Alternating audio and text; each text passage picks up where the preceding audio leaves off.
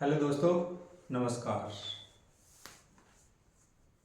मैं Ramakant Yadav tricky maths पाठशाला में आपका हार्दिक स्वागत करता हूं। I hope you are very well. पिछली क्लास में एक्सरसाइज 9 का क्वेश्चन नंबर 2 तक तो कर लिए। आज चलेगा क्वेश्चन नंबर 3 और अच्छे से आप पढ़ रहे होंगे। अब क्वेश्चन नंबर 3 है, a contractor plans to install 2 slides for the children to play in a park। एक कॉन्ट्रैक्टर मतलब एक ठेकेदार बच्चों के लिए फिसलन पट्टी लगाना चाहती है पार्क में। For the children below the age of 5 years she prefers to have a slide whose top is at a height of 1.5 metre. 5 वर्ष से कम उम्र के बच्चों के लिए फिसलन पट्टी की ऊंचाई 1.5 मीटर रखना चाहती है and is inclined at an angle of 30 degree to the ground. और वो फिसलन पट्टी ग्राउंड से 30 डिग्री का एंगल बनाती है। Where as for elder children she wants to have a steep slide at a height of 3 metre.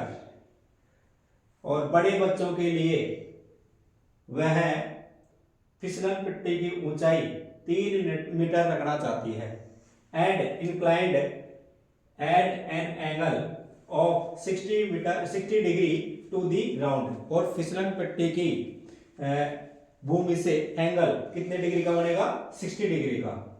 What should be the length of the slide in each case. बताओ प्रत्येक case में फिसलन पट्टी की लंबाई कितनी होगी, ये अपने को फाइंड करना है। तो देखो केस फर्स्ट करते हैं।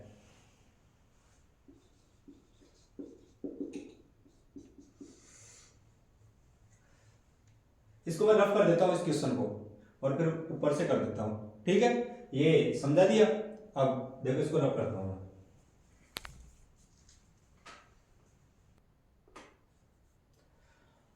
क्वेश्चन बता दिया, समझा दिया। अब देखो इसको सोल्व कैसे करेंगे। Case first,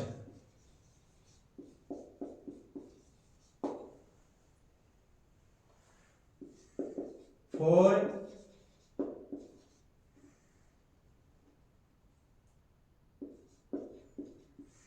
children below 5 years। Okay, अब 5 वर्ष से कम उम्र के बच्चों के लिए ये एक फिसलन पट्टी है ए बी और ग्राउंड से कितने डिग्री का एंगल बना रही है? 30 डिग्री का एंगल बना रही है। तो यहां आ गया 30 डिग्री। और फिसलन पट्टी की हाइट कितनी है? 1.5 मीटर। और इसको दे दो पॉइंट को सी नाम, इस पॉइंट को नाम दे दिया सी। और ये ए सी है ना, जो है फिसलन पट्टी की लंबाई, जो अपने को क्या करनी है? फाइंड करनी है। इसकी लेंथ अपने को क्या करनी है? फाइंड करनी है। तो कैसे करेंगे? वो अपना फॉर्मूला है, पीले बेटा पीले, हरी हरी बोतल। उसको भूलना नहीं है, पूरे चैप्टर 9 में काम आएगा वो। यहां मैं बता भी देता हूं, पीले बेटा पीले, हरी हरी बोतल और सोना चांदी तोल। और जल्दी से कस्टमर से क्या ले? कॉस्ट ले।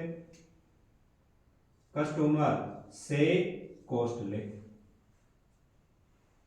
अब देखो P का मतलब वो तो जानते हो तुम, परपेंडिकुलर। B का मतलब बेस और H का मतलब हाइपोटेनियस। हाँ, ये बता देता हूं मैं। S का मतलब क्या है? ये S, ये है sine theta, C cos theta, T tan theta. सी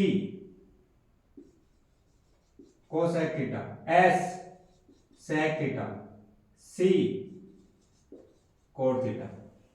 ओके, इसी से अपन करेंगे। तो देखो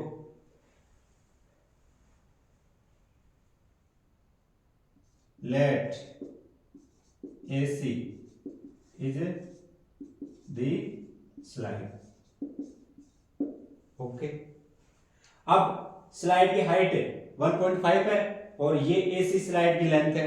अब अपने को स्लाइड की लेंथ चाहिए, तो देखो ये 30 डिग्री का एंगल है, ये एंगल अपने को दिया हुआ है, तो इसके अपोजिट साइड ये क्या होगी, परपेंडिकुलर, और इसके पास वाली साइड ये BC है, ये क्या होगी, बेस, और ये क्या होगी, ये यहां पर 90 डिग्री का एंगल है, तो ये 90 डिग्री के एंगल के अपोजिट साइड ये क्या होगी, हाइपोटेनियस। तो ये AB के AC क्या है, hypotenuse.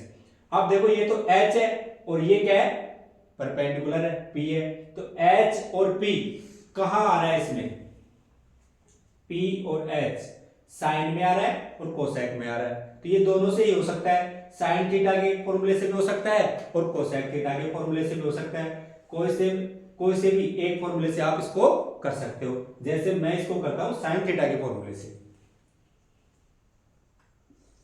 Sign theta equal to P upon में H। अब देखो P क्या है इसमें, परपेंडिकुलर AB, तो मैं यहां कर देता हूं इक्वल टू में AB, और H क्या है, हाइपोटेनियस AC, यहां आ गया AC।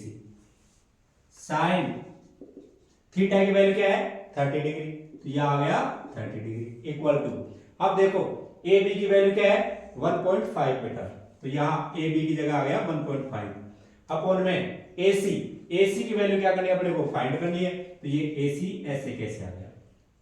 अब साइन 30 की वैल्यू क्या होगी, टेबल में देख के आप बताओ, तो साइन 30 की वैल्यू होगी 1 अपॉन में 2, तो यह आ गया 1 अपॉन में 2 इक्वल टू 1.5 अपॉन में AC। अब इसको कर देंगे क्रॉस मल्टीप्लाई, AC को 1 से मल्टीप्लाई कर देंगे, यहां राइट कर देता हूं,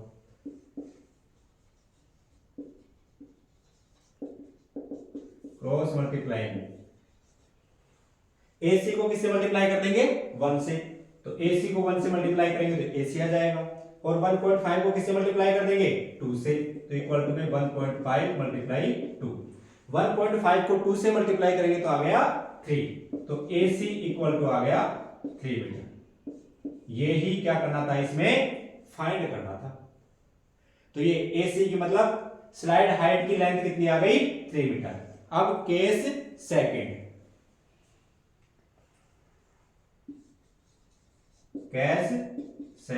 केस सेकंड में क्या है, 4 चिल्ड्रन, इसमें देखो बिलो 5 इयर्स आ गया, अब इसमें आएगा 4 एल्डर चिल्ड्रन, मतलब बड़े बच्चों के लिए, 4 एल्डर चिल्ड्रन। ओके, अब इसमें भी मैं एक फिसलन पट्टी बना देता हूं, ये बना दिया, इसको नाम देता हूं PQR। यहां पर ये एंगल दिया हुआ है 60 डिग्री का, और ये PQ की लेंथ है ना, ये दिया हुआ है 3 मीटर। वही इसमें इसकी वैल्यू फाइंड करनी है अपने को, PR की, मतलब PR की लेंथ ये फाइंड करनी है अपने को। वही इसमें कौन सा फॉर्मूला लगेगा, वही साइन वाला या फिर कोसेक वाला, दोनों में से किसी का भी फॉर्मूला लगा दो। जैसे मैं लगाता हूं, वापस साइन का ही लगा देता हूं, साइन थीटा। अब देखो वही P अपॉन में H, बार बार में फॉर्मूला लिखने की जरूरत नहीं है, तो साइन थीटा मतलब परपेंडिकुलर अपॉन में हाइपोटेनस। अब इसमें परपेंडिकुलर क्या हो गया, PQ, तो यहां आ गया PQ अपॉन में हाइपोटेनस PR, तो यहां आ गया PR। अब थीटा की वैल्यू क्या है इसमें, 60 डिग्री, तो यहां आ गया 60 डिग्री, साइन 60, और PQ की वैल्यू क्या है 3, तो 3, और PR की वैल्यू फाइंड करनी है, तो PR ऐसे कैसे आ गया। ओके, अब इसको मैं, ये रह गया है, यहां कर देता हूं, अब साइन 60 की वैल्यू क्या है, अंडर रूट 3 अपॉन में 2, तो ये आ गया अंडर रूट 3 अपॉन में 2 इक्वल टू 3 अपॉन में पी आर। अब वापस क्या कर देता हूं, क्रॉस मल्टीप्लाई कर देता हूं,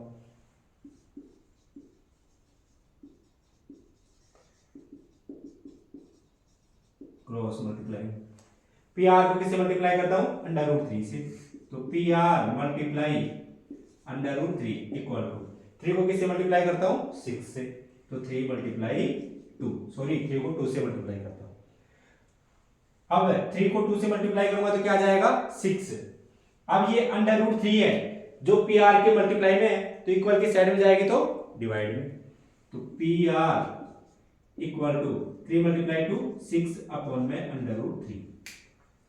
अब मैं ये अंडर रूट 3 है ना, इसका रेशनलाइज कर देता हूं, तो अंडर रूट 3 को ऊपर भी मल्टीप्लाई कर देता हूं और नीचे भी मल्टीप्लाई कर देता हूं,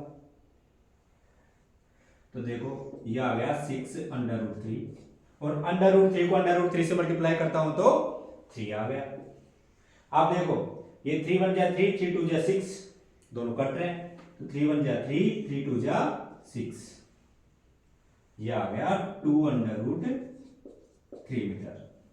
पी आर की लेंथ कितनी आ गई, 2 अंडर रूट 3 मीटर।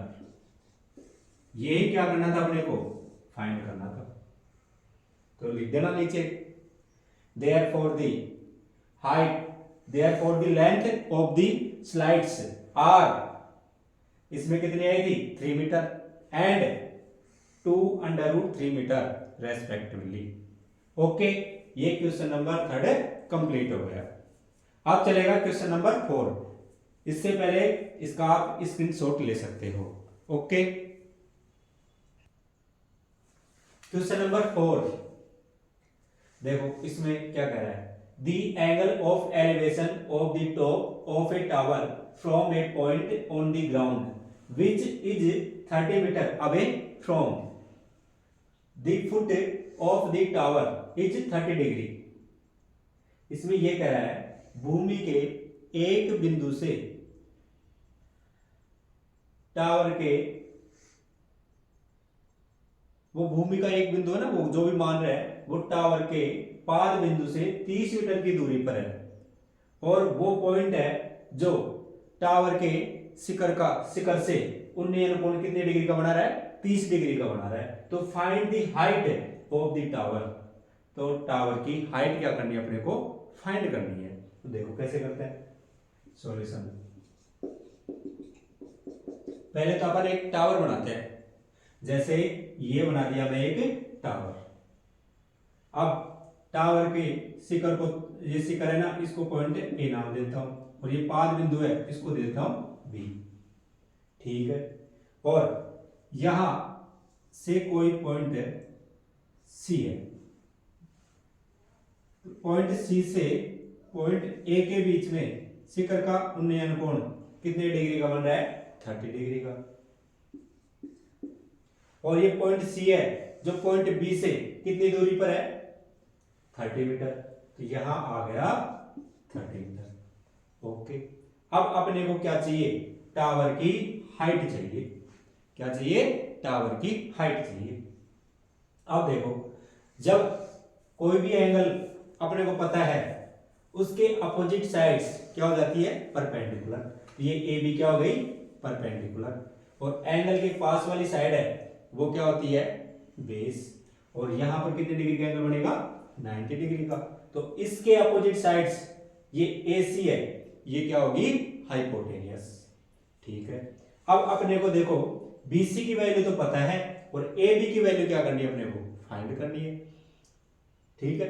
मतलब ये तो बेस है, बेस की वैल्यू तो अपने को पता है, परपेंडिकुलर की वैल्यू क्या करनी है, फाइंड करनी है। तो अपने को क्या चाहिए, परपेंडिकुलर एंड बेस। तो बताओ परपेंडिकुलर एंड बेस किस में आ रहा है, इसमें perpendicular and base tan theta में और cot थीटा में आ रहा है।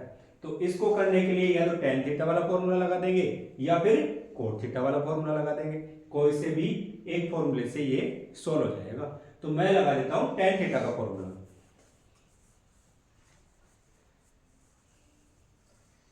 let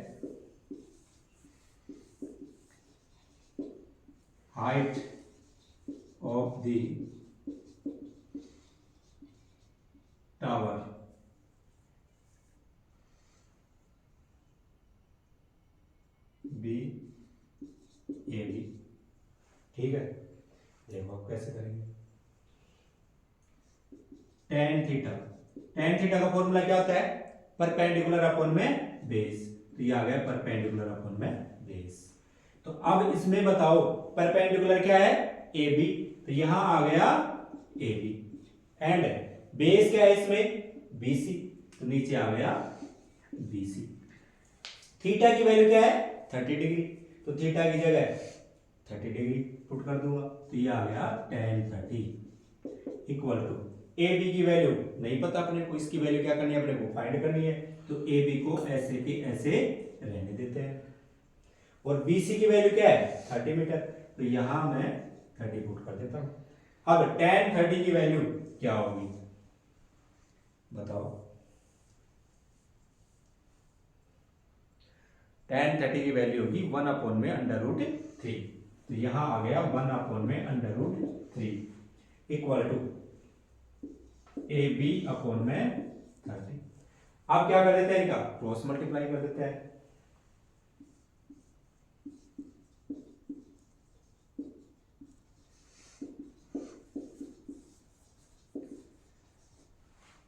ए बी को √3 से मल्टीप्लाई कर देते हैं। तो ए बी मल्टीप्लाई √3 और 30 को 1 से मल्टीप्लाई कर देते हैं तो आ जाता है 30। अब ये √3 है जो ए बी के मल्टीप्लाई में, तो इक्वल की साइड में जाएगा तो डिवाइड में चला जाएगा। तो A B equal to 30 upon में √3। अब ये √3 नीचे है तो इसका क्या कर देते हैं? रेशनलाइज कर देते हैं। तो A B equal to 30 upon में √3, इसका रेशनलाइज कर देते हैं तो √3 को ऊपर नीचे मल्टीप्लाई कर देते हैं। तो ये आ गया 30 को √3 से मल्टीप्लाई करेंगे तो 30 √3 और √3 को √3 से मल्टीप्लाई करेंगे तो आ गया 3, मतलब 3 √ से बाहर आ गया। अब देखो 30 3 से कट रहा है तो 3 बन गया 3, तो 3 बन गया 3 आगे 0 है। तो ये आ गया ए बी की वैल्यू आ गई tan √3 मीटर। यही क्या करना था अपने को? फाइंड करना था।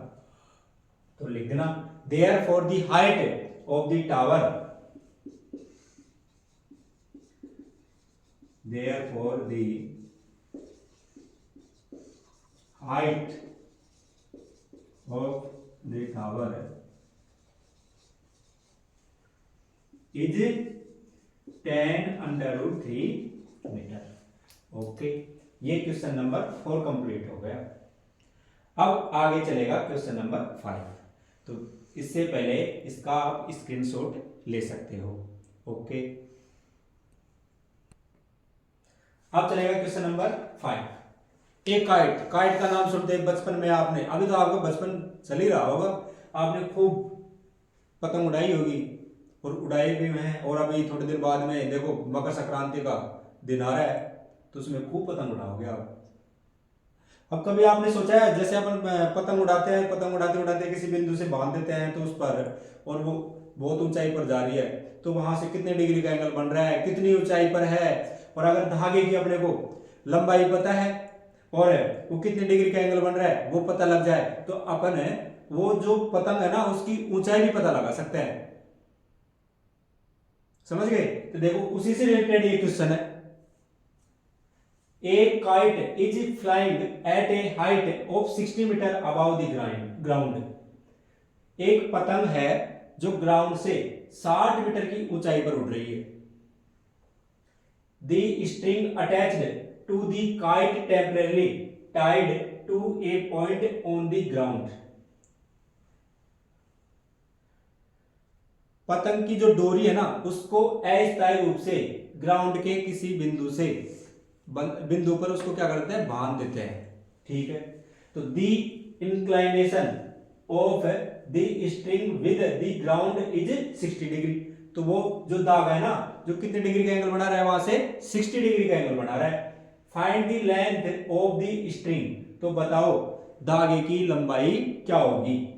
Assuming that there is no slack in the string, और डोरी में कोई शीतलता नहीं है, मतलब उसमें लचीलापन नहीं है, एकदम टाइट है।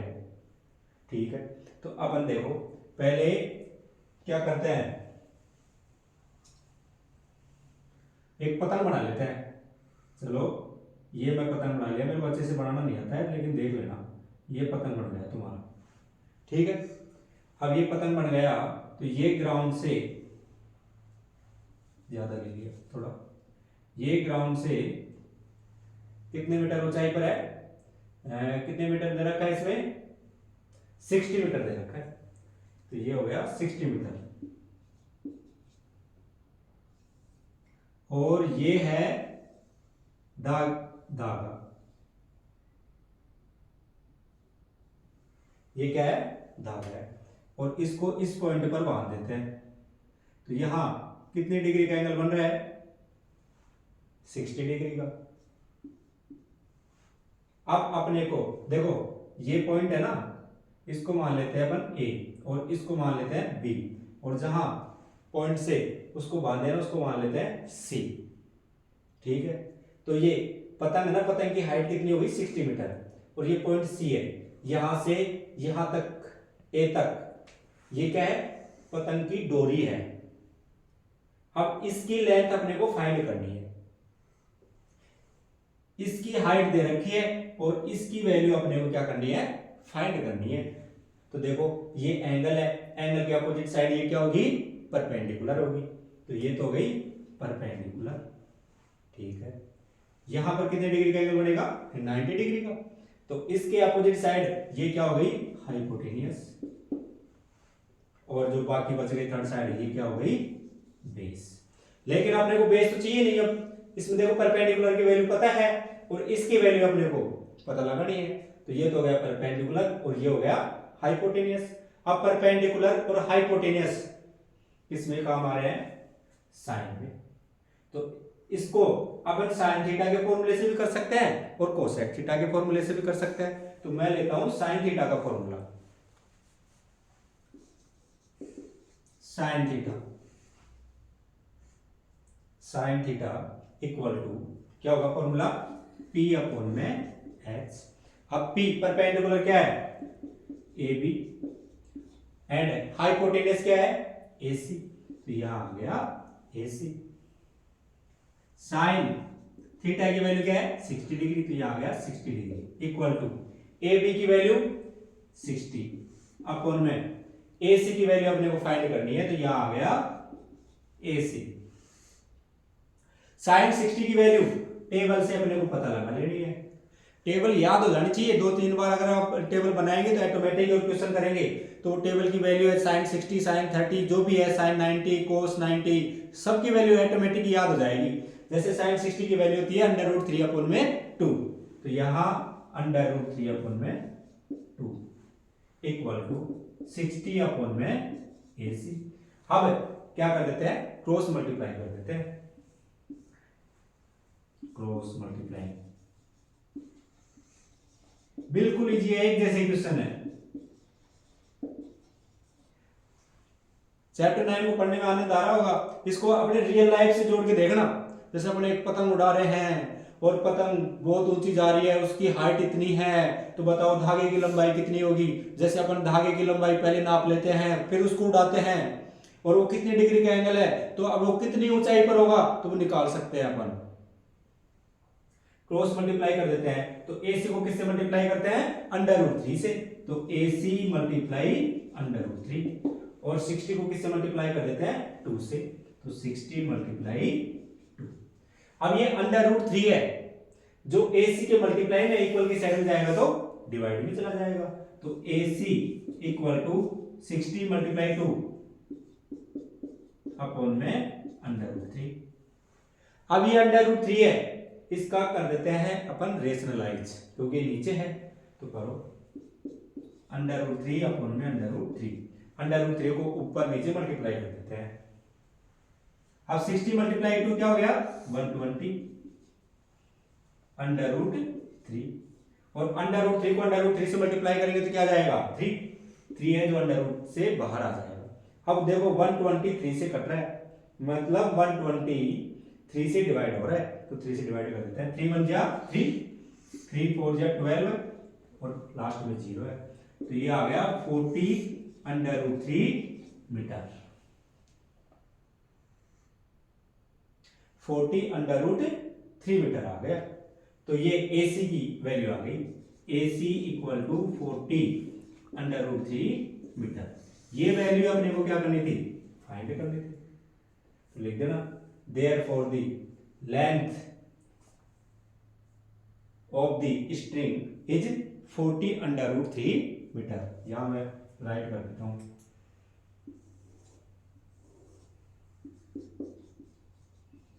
therefore the length of the string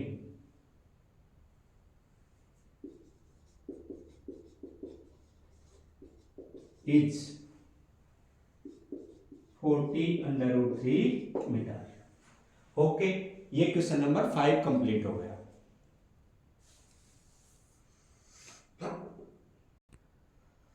हाँ देखो question number 5। A 1.5 meter tall boy is standing at some distance from a 30 meter tall building।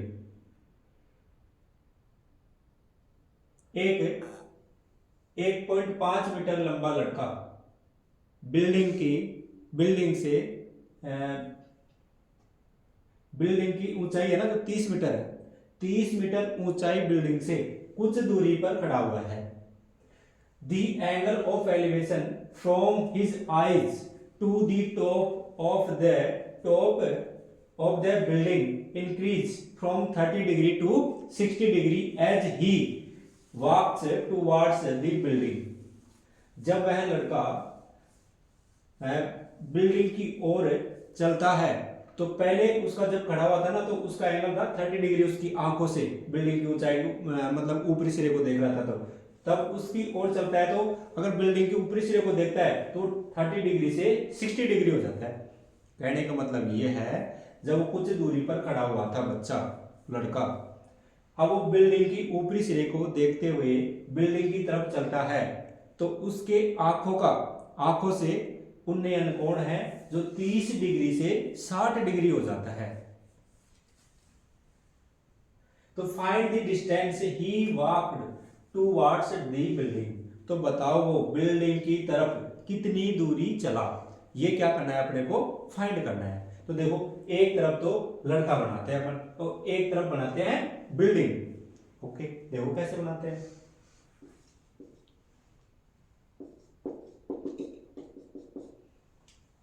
देखो ये तो है बिल्डिंग,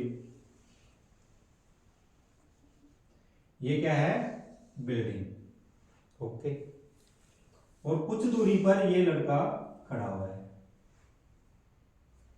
और ये है भूमि। अब ए बी है, वो तो मान लेते हैं अपन बिल्डिंग। अब यहां ए बी की हाइट कितनी दे रखी है अपने को, 30 मीटर। तो ये हो गया 30 मीटर, यहां से लेके और यहां तक। और इसको मान लेते हैं अपन सी डी। ये लड़का है सी डी, ये है 1.5 मीटर लंबा। अगर ठीक है, यहां पॉइंट डी है, यहां से वो लड़का बिल्डिंग के ऊपरी सिरे को देख रहा है, तो यहां कितने डिग्री का एंगल बन रहा है, 30 डिग्री का। कितने डिग्री का बन रहा है, 30 डिग्री। वो जब बिल्डिंग की तरफ चलता है तो वो यहां पर आ गया। कहां पर आ गया, यहां पर आ गया। यहां पर आने के बाद में तब वो बिल्डिंग की तरफ देखता है तो कितनी डिग्री का एंगल बन गया, अब बन गया 60 डिग्री का। यहां पर कितने डिग्री का बन गया, 60 डिग्री का। तो यहां से और यहां तक कितनी दूरी चला, अपने को ये फाइंड करना है। तो ये दूरी चला अपन मान लेते हैं x। कितनी दूरी चला, पॉइंट डी से, और इस पॉइंट को नाम देता हूं मैं E। पॉइंट डी से E की डिस्टेंस हो गई x। इसकी वैल्यू अपने को क्या करनी है, फाइंड करनी है। और ये भी मैं दे देता हूं, इसको नाम देता हूं f। क्या दे दिया, f। अब देखो पहले AF की लेंथ निकालेंगे अपन। तो यहां से लेके देखो CD 1.5 है, तो ये इसके पैरेलल है, तो ये भी क्या होगा 1.5 मीटर होगा, यहाँ से लेके यहाँ तक। तो यहाँ से लेके यहाँ तक कितना आएगा, 30 में से 1.5 को क्या कर देंगे, सब्ट्रैक्ट कर देंगे, तो 28.5 मीटर आ गया। तो ये आ गया AF की लेंथ आ गई 28.5। अब मैं पहले ले लेता हूं इन ट्रायंगल AFD, यहां पर 90 डिग्री का एंगल बन रहा है। कितने डिग्री का बन रहा है, 90 डिग्री का।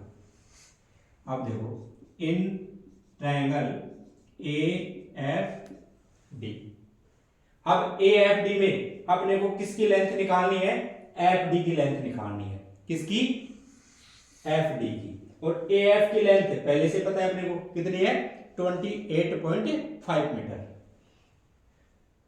तो यहां एंगल बन रहा है 30 डिग्री का, तो इसके अपोजिट साइड्स ये AF है, ये तो क्या हो गई परपेंडिकुलर, और ये क्या हो गई FD है, ये हो गया बेस, और ये हो गई हाइपोटेनियस।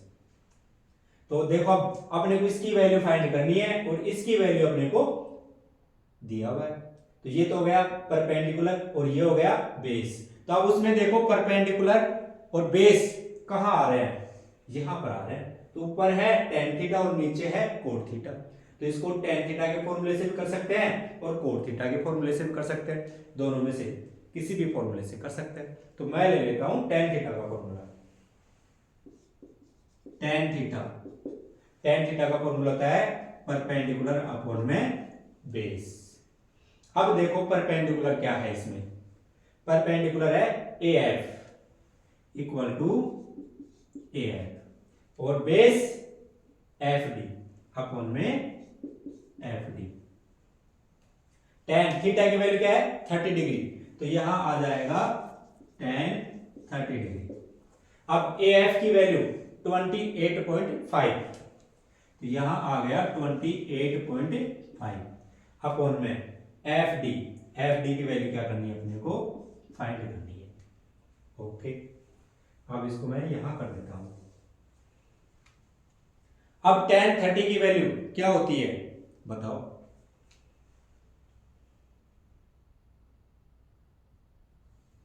tan 30 की वैल्यू होती है 1 अपॉन में √3।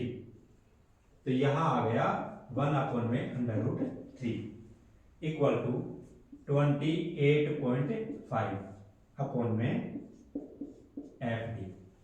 ओके, अब इसको क्रॉस मल्टीप्लाई कर देते हैं। क्या कर देते हैं, क्रॉस मल्टीप्लाई।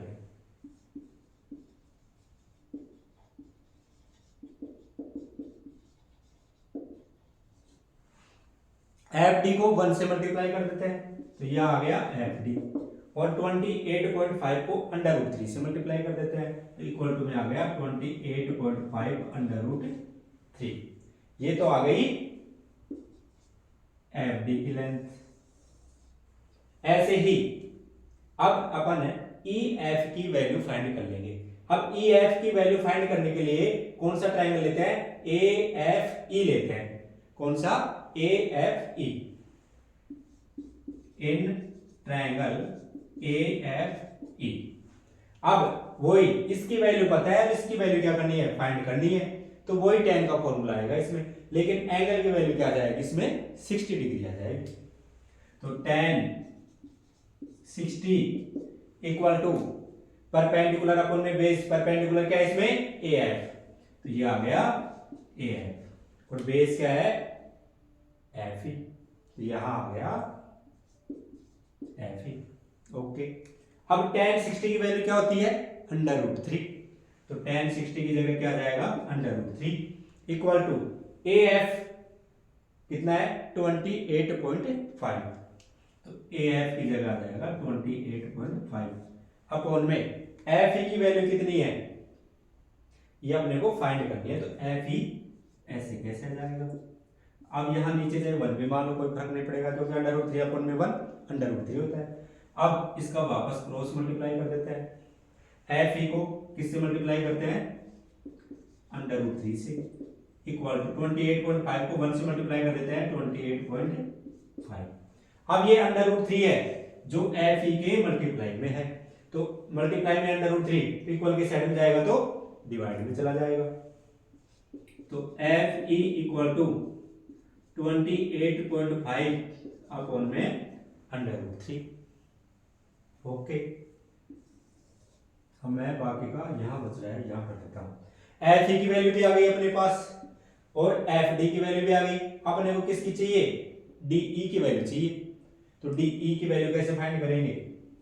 तो डी ई इक्वल टू, भाई ये एफ डी की लेंथ है ना, इसमें से मैं एफ ई की लेंथ सब्ट्रैक्ट कर दूंगा तो किसकी लेंथ बचेगी? डी ई की। मतलब इस कंप्लीट में से इसको हटा दूंगा, मतलब यहां से लेके यहां तक, मैं यहां से लेके यहां तक हटा देता हूं तो ये तो बचेगी डी ई। ठीक है, तो D F minus E F या एफ ई। अब देखो डी एफ की लेंथ, एफ डी की लेंथ, सॉरी यहां एफ डी कर रखा हूं तो यहां एफ डी भी कर सकते हो या डी एफ भी कर सकते हो, कोई फर्क नहीं पड़ेगा इससे। तो एफ डी 28.5 √3 डीई। डी मतलब क्या है? एक्स। देखो डी इक्वल टू क्या मान रखा हूं? एक्स। तो डीई की जगह मैं पुट कर देता हूं X equal to F D कितना है? 28.5 √3 माइनस एफ ई की कितनी आई है?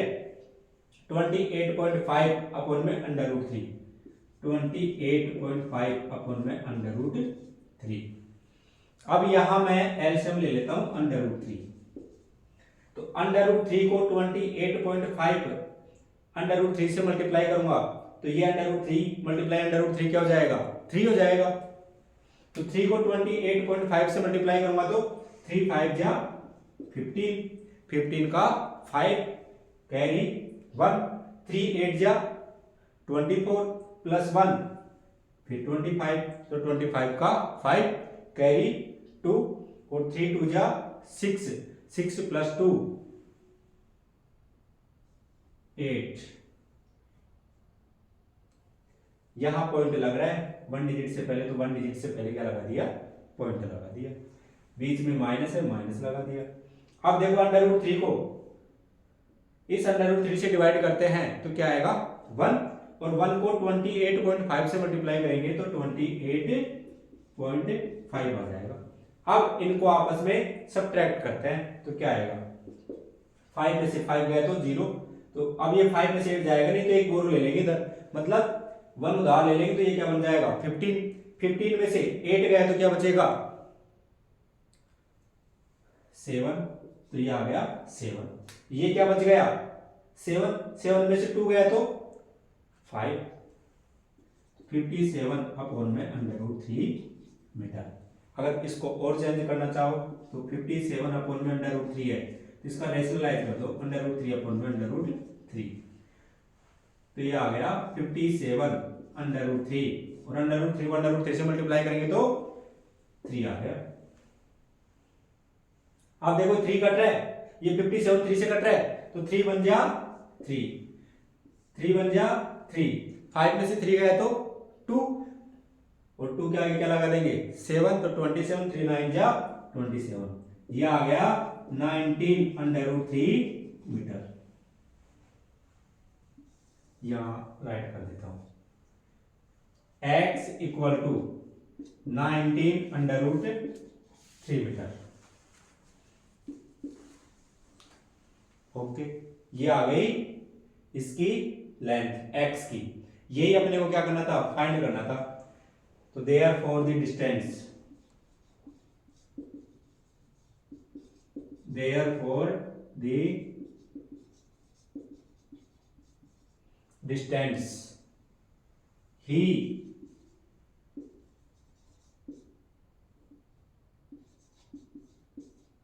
walked towards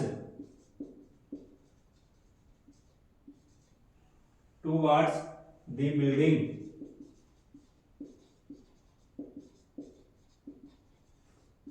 is 19 √3 metre. ये क्वेश्चन नंबर 6 कंप्लीट हो गया। चैनल को लाइक और सब्सक्राइब करना ना भूले और शेयर भी करें अपने दोस्तों के पास जो भी 10th क्लास में है। ओके, तो ये क्वेश्चन नंबर 6 कंप्लीट हो गया। अब आगे क्वेश्चन नंबर 7 से नेक्स्ट क्लास में आएगा मैटर।